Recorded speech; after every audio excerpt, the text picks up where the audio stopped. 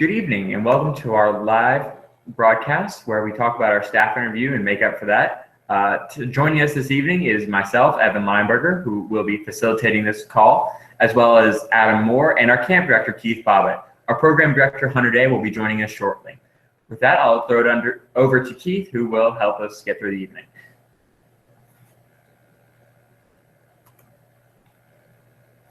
Good evening. My name is Keith Bobbitt. I'm the Camp Director of Camp Raven Knob. I'd like to welcome you to our webinar for our staff interviews, which of course we had to cancel from the snowstorm that we all experienced yesterday. I appreciate you taking the time to be with us and share with us for a few minutes some information that we have for you. If you have questions, you can send those over to us and our team will try to answer those the best we can as we move through the webinar. This should last probably 30, 45 minutes, we figure. We've never done this quite like this, so just bear with us. We've already had a couple of technical things we're ironing out, so just bear with us, have a little patience, and we'll move through this. If you do have questions, or if your parents have questions, whatever that may be, send them on to us, and we'll be glad to work with those and put them into some order here for the rest of the evening. We look forward to getting ready for our summer camp program this year at Camp Raven Knob. We have troops signed up for all 7 weeks. We've got Cub Camp ready to roll. All these pieces of the puzzle are coming together. And we need, our staff here as a vital work in the effort that we have. We have troops coming from all over the Eastern Seaboard, and we've got staff members coming from all over the Eastern Seaboard. In the spring, in March, we will have our camp staff training. That'll be a vital piece of this puzzle. It's really going to be the first time that we all get together since we were not able to make it yesterday. The camp staff training weekend will be held at Raven Knob on the weekend of March 17th through 19th. We'd like for you to be with us if at all possible. Plan to come in on Friday evening, bring your camping gear, and we'll be staying in the Adirondacks and meeting in the training center. Meals will be provided. You don't need to bring tents or mattresses or anything like that. We'll have everything for you. Just bring your camping gear, your toiletries. We will be in Class A uniform for the weekend, and we will be there Friday evening, early Sunday morning. We'll be finished on Sunday morning about 10 o'clock, and you'll be ready to go home. Okay? Over the course of that weekend, you'll be meeting with your area directors. You'll be going around to the different program areas in camp, and you will learn more of what you will actually be doing as your vital role in the camp process. Usually that will be instructing or working in the trading post or helping on the ranger staff, whatever that may be. So that weekend is very important to be with us if at all possible. Stepping further into this, when we get into June, we will get our camp staff week started on June 7th. That's a Wednesday.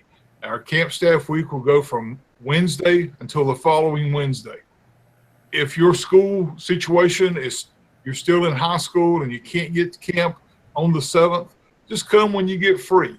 It's not a big deal. We just try to get everybody there as early as we can to get started. So depending on the snow schedules, what that does for us, it will alter school dates for everybody that comes into camp. Just try to join us as soon as you can once you get out of school.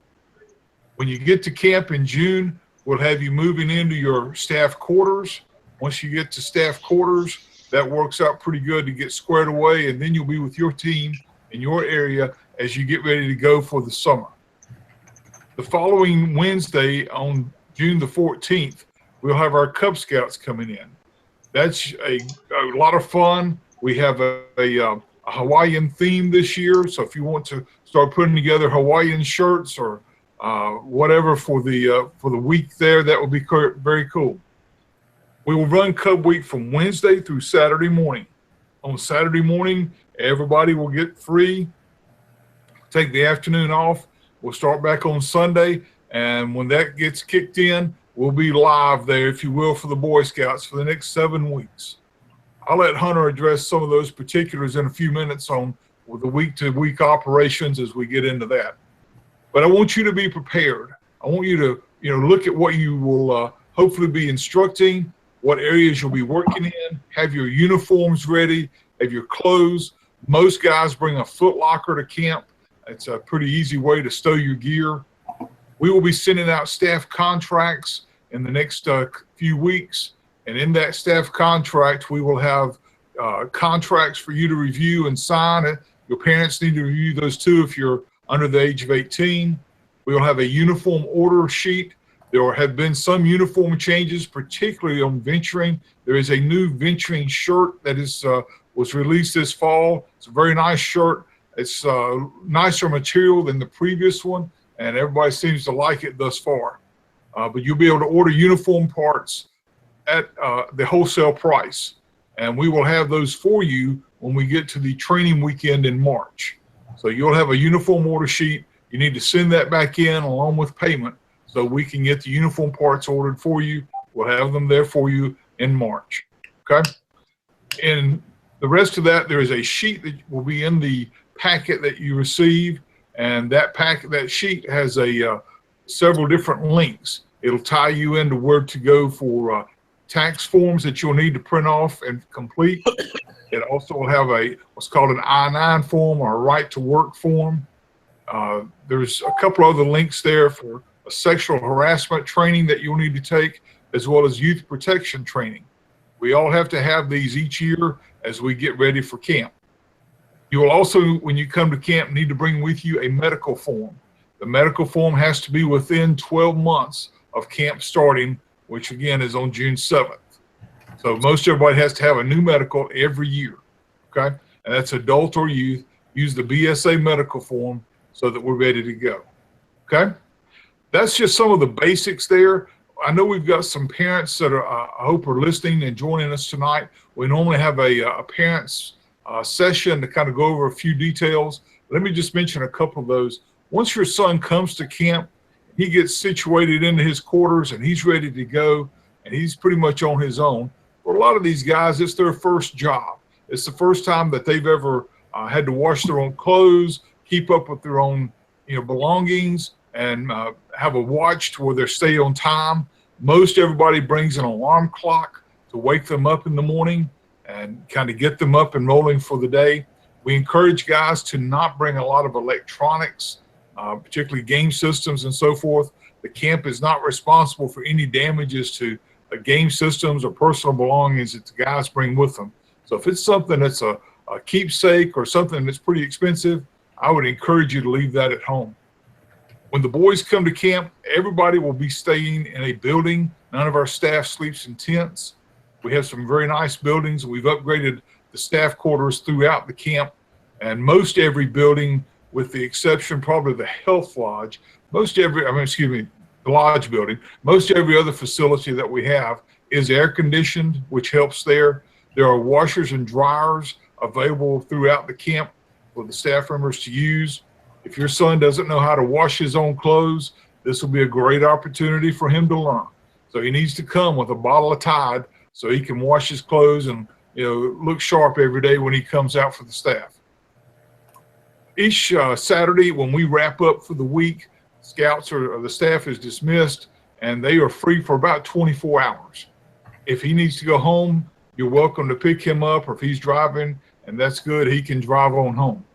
And that works pretty well. They go home usually about 11 o'clock on Saturday. They need to be back in camp at 11 o'clock on Sunday. When they come back in on Sunday, we'll have lunch for them in the dining hall and get them ready to go there. So parents, make arrangements there if you'd like to pick your son up or to let him stay at camp. Some of our guys do stay overnight. There's always an adult or two there each weekend to make sure that the guys have a way into town. We take a van into town where guys can get dinner, go by Walmart and pick up a few things, maybe catch a movie, and then come back up to camp. So we'll take care of guys that do stay over the weekend, but if they go home, they sign out and they are on their way home to you or to one of the other staff members' homes. They need to make those arrangements, okay?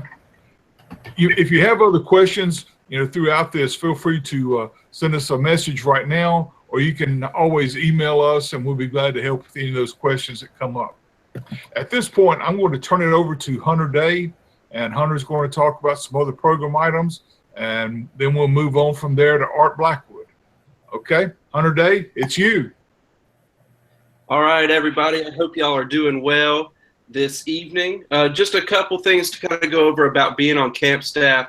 Being on camp staff's a once-in-a-lifetime opportunity that you need to take advantage of during your young age.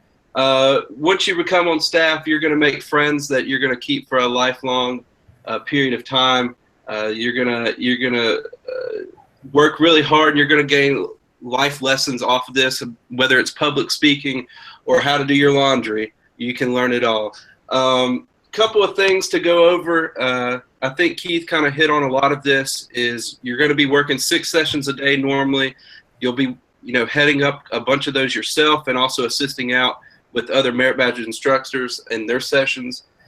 So when it comes down to it, the biggest thing you have to be as a camp staff member is be able to be flexible. You can be moved around to different places. One day you could be working on the aquatic staff, and the other day you could be working with the ranger staff and doing trash run. You just never know each day what you're going to get. And that's what makes camp so much fun. There's so many people that we have on camp staff. You're going to learn a lot from everybody there. And it's a great experience for all of us. Like Keith said, we have washers and dryers on camp. So you'll need to be able to do that. And your kids will always have their clothes clean, hopefully. We have nights off each week where they go to town they get one night off during the week, Monday through Friday, and they can go into town, get a slice of pizza and stuff like that. And then especially for those people who are coming from out of state and working with us all summer, your kids and the staff will be taken care of, whether it's food or going into town to make sure that you're good to go there. Just a couple of things coming up, and on March 17th through 19th, we will have our training weekend, which will be held at camp. So please be sure to look forward to some emails talking about that. And because of canceling interviews and the setback there, we will be running a little bit probably behind schedule on getting contracts out than we normally do. So please be patient with that. But once we get it, the best thing to do is just to send it back as quick as possible, so that way we know you're coming back with us this summer. So for your first year guys, I really wish I could have met y'all this weekend, but it's unfortunate, and hopefully we'll get to see you in March. And at this point, I'm going to turn it over to Mr. Art Blackwood, our assistant camp director, see if he has any words for us this evening.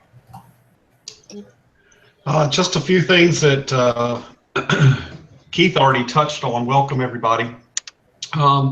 In a few weeks, you'll be receiving a contract, and on page 6 of that contract, I just wanted to draw your attention towards the bottom of that page. One of the things that is very important for you to turn in is a copy of a voided check or deposit slip. It's asked for. Many times we have to chase those down. I just wanted to make sure you know that you need to attach that to the contract when you send it in on or the copy that you send to us. Just some other things on the tax paperwork for payroll purposes. You will receive a sheet, as Keith mentioned, about with links to different tax forms.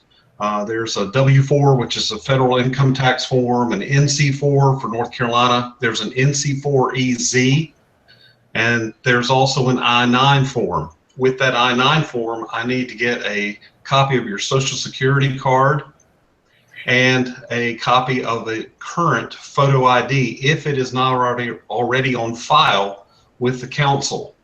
For staff members that are coming back from previous years, we probably already have that, but if you're new, just make sure you include those so that it'll just speed up the process and make it easier on everybody. Couple other things with the W-4, which is federal income tax, and the NC-4. If you do work another job throughout the year, you're probably paying income tax to the state and to the Fed. So I need the regular forms. There's an NC-4EZ form, which is primarily for people that are in high school or college and are not, they're full-time students. So if you can fill out the NC-4EZ and the W-4, there's a place on that form where you can mark exempt, so you don't have to pay income tax. However, do keep in mind that you will have Medicare or FICA tax and Social Security tax taken out of your paycheck. So there is a small deduction for that, but you wouldn't be paying income tax. Another part of that is the 2 trainings that we have to have, youth protection and harassment prevention training. If you've been on staff before, or if you did them just prior to last summer, then you're probably current, but the youth protection is every 2 years, and the harassment prevention, we believe, is every 2 years. We're not really sure. But if you haven't done those recently, just go ahead and redo those and make a copy of the certificate and send it in with your paperwork, or bring it with you to staff training weekend in March, and we can start collecting all of that. It just saves time later on and having to chase those things down. Keith also mentioned the health forms. When you have those ready, you can turn them into me and I will keep them in a separate file. Or when you do come to camp to start the summer, those need to be turned into the health lodge, because that's where ultimately they're going to go. So if you have them, I'll get them. If not, just bring them with you when you come to summer camp. I would just want to stress that all paperwork, including the up-to-date trainings, needs to be turned in and completed prior to being paid for any individual. And there's really no exceptions to that. All of this paperwork is required under NCAP, as it is for payroll purposes, and that's just federal law. So we have to abide by that. And Keith also mentioned the uniform order sheets. There are some new items. There's also going to be a separate sheet for the ladies who are on staff. There's a separate sheet that will be attached to that that has specific uniform parts for women. So make sure you take a look at that. If you need something for the summer, go ahead and order it. And when you send that in with your contract, please remember to send in your payment with that form, because we cannot fill the order unless we have payment. Other than that, I think that's about it. And if you have any questions, feel free to contact me along the way as far as this paperwork is concerned. And we welcome returning staff and look forward to having the new folks that are on this call and coming to work this summer with us. It's going to be a great summer in 2017. Good to go. Thank you, Art. Yes, sir. Just a couple of things to mention to wrap this up. Art talked about the uniforms and the uniform orders. We find that most scouts who serve on camp staff need to have at least 2 complete Class A uniforms, and usually 3 pair of shorts and a half dozen pair of socks, scout socks, and a belt, either a camp belt or a BSA belt to wear. That's pretty much a minimum. And if you've got camp t-shirts, staff t-shirts, OA t-shirts, any kind of scouting t-shirt, I would bring that with you, because most everybody goes through 2 or 3 t-shirts a day as the summer goes in process. Okay, so any scouting t-shirt, National Jamboree, NOAC, whatever that may be, any scout affiliated t-shirt is usually accessible and ready to go there for camp. Okay, the forms that we talked about, everybody's got to do this. It's part of the not necessarily just camp policy, but it's BSA policy and federal law, so that we can pay you and have you there with us on the camp staff. We will be posting these forms on our website, so if you need to pull those off from there, you can do that as well. So make sure that you have all the forms completed. It'll save a lot of headache and hassle, because once you get to camp and something is left back at home, it's a little bit of a headache to get those things brought back up to us. So make sure you've filled all that out, got everybody's signatures, and you're ready to go for the summer. Just a couple other things to mention, particularly for parents. If your son takes medication, most of our camp staff guys are in a situation they can take their own medication. If that's something you have concerns about, they can always leave those medications in our health lodge, and our health office staff will take care of administering those to the staff members each day. But hopefully most of these guys can self-medicate and take care of medications on their own while they're there in camp. As far as vehicles, if staff members want to bring their own vehicle to camp, we know a lot of these guys are 16, 17, just get in a car for the first time. As they come to camp, coming up 89, the road is narrow enough. But once you turn off onto Ladonia Church Road coming to camp, it is a very narrow road. And we have had several staff members and leaders have accidents on that road over the years.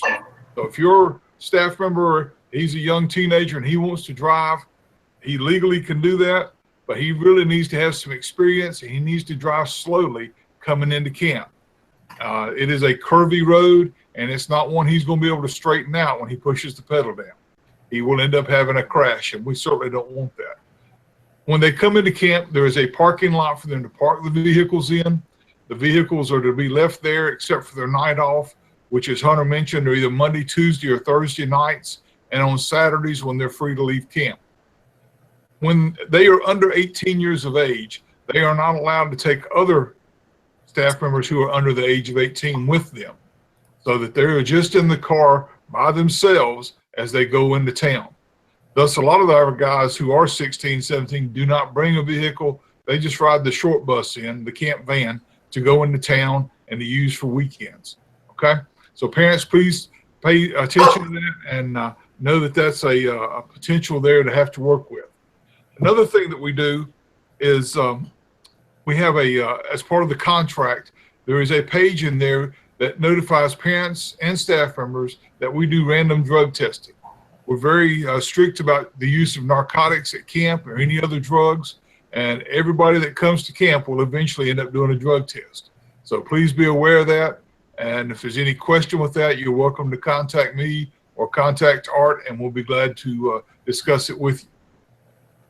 If you live outside of the state of North Carolina, please go ahead and fill out the NC4 forms, since you're actually working in the state of North Carolina, and we'll process that back to your state. Okay?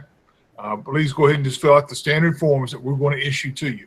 I know we have several staff members from Florida and Virginia that will be joining us, and that's great. We handle that with them every year. Okay?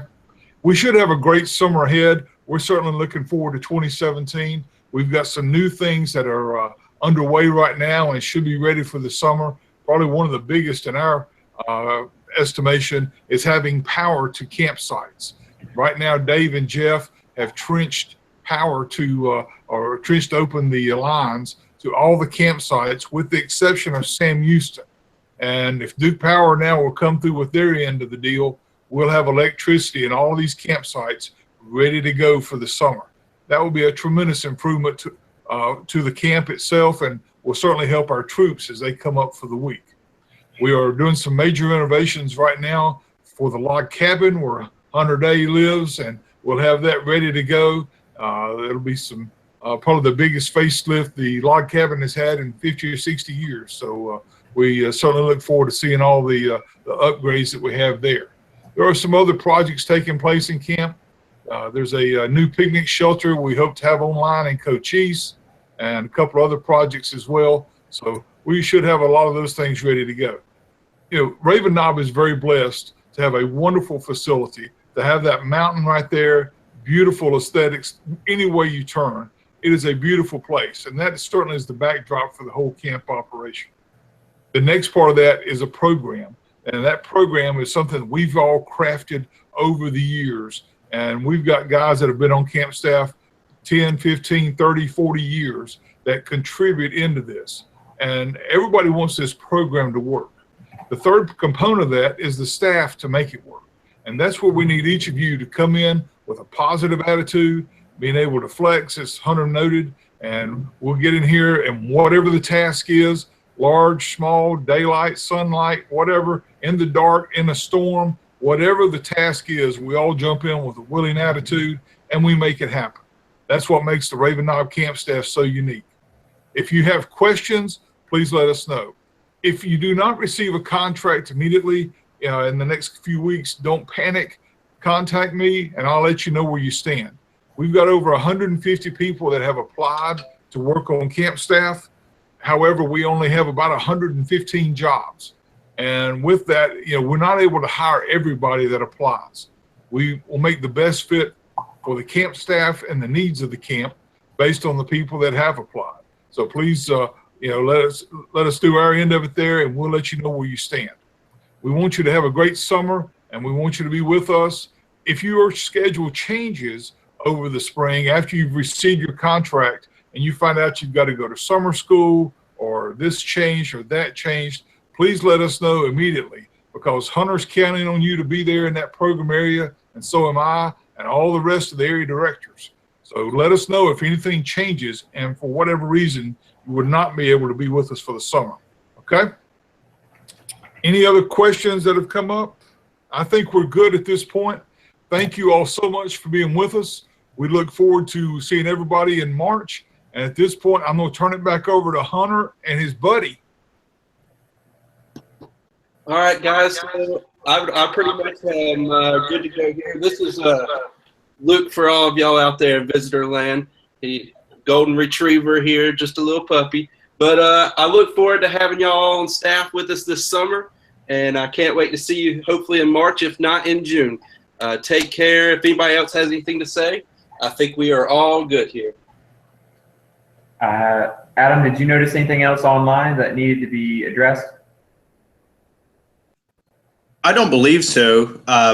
But for folks out there who haven't worked before, if you visit ravenob.com and go under the staff tab there, we have a lot of frequently asked questions that you can see the answers to that. And if you have more questions, I'm sure that Hunter would be happy to answer those. You can just email him, programdirector@ravenob.com. He's the one who sent you all the emails regarding this webinar. And so if you find yourself in a loss, feel free to reach out to somebody and get the answer to that question ahead of time, instead of making it a problem once we all get here to camp. But we appreciate everybody being on. I had one question come in online. It's nolamp.505. Is camp training weekend required for your first year of being on staff? Yes, if that's held, we would like you to join us for that. And we'll send out more information. We'd encourage you to check our website, ravenob.com, which was recently redone. And that should have all the information you need regarding that. So please do plan to join us that weekend. Let me also mention, going back to this camp staff training weekend, if you've applied to be a CSD with us, a camp staff development member, that's for a 2-week training phase. We will be sending you a contract as well as an abbreviated contract, but we'll be sending that to you. And we certainly want you to plan to be with us at camp on that same weekend of camp staff training so that we can match you up with your skills and to a particular area in camp for you to spend your 2 weeks with. So if you're a CSD applicant, by all means, plan to be with us in March at Raven Knob. Adam, was there anything else for you? Adam, was there anything else on your end? I think I'm good. All right. Well, then I guess that's it. If everybody's covered what we need to. Again, we look forward to seeing you this summer. And please do check out ravenob.com for the latest information regarding everything that has to do with this summer. Thank you, gentlemen. Great job. Thank you.